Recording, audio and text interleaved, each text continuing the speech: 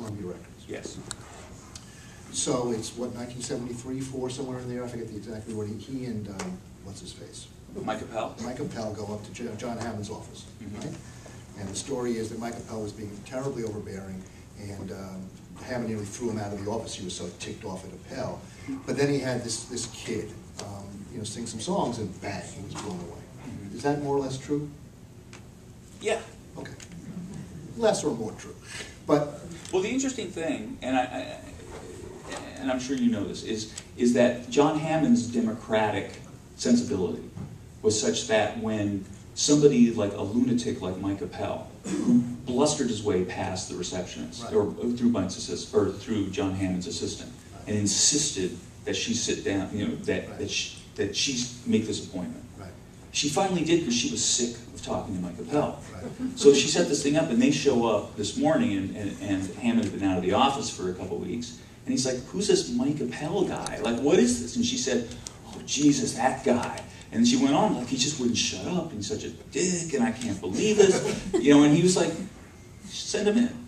Because John's thing was, if some guy's been driven right, that batty right, by an artist, there must be something interesting there. Right. Okay. Well, so we have this skinny kid from Freehold, and, the Bruce Springsteen right up through, Darkness, is this scruffy, skinny character. He's sort of, they making the next Bob Dylan. There were lots of the next Bob Dylans, but there he is. But he really seems to be the real deal. But he's of that type, that phenotype almost, right? And he's singing those same kind of complicated songs, differently with rock and roll and so forth. And right up even through Born to Run, right? And into Darkness.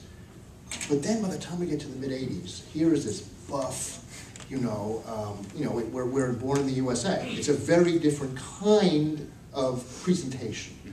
And certainly he's as aware of his image as anyone else. It's not just image, though. It's actually substance as well. He's singing in a different kind of register almost. Is that not? So what happened? The interesting thing to me, just to start out with, is that on Born to Run, he sounds 10, 15, 20 years younger than he sounded on Wild and Innocent, especially on Greetings from Asbury Park when he was 22, 23 years old. And I think what happened was he had made his first couple of statements. He had played at being Dylan.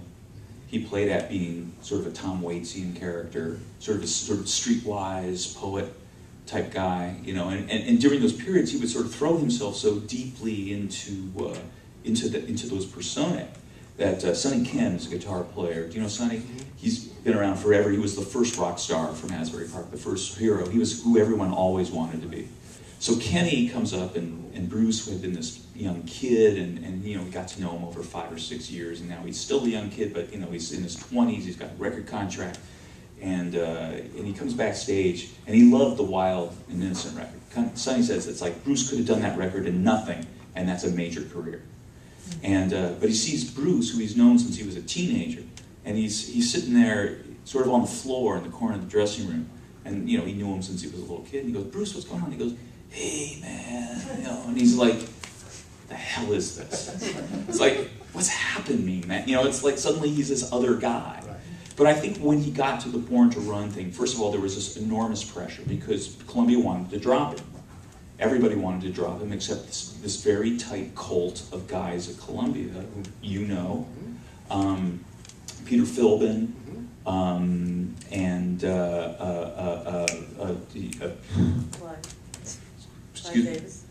Clive. Well, Clive, I think, was gone at that point. Clive was gone.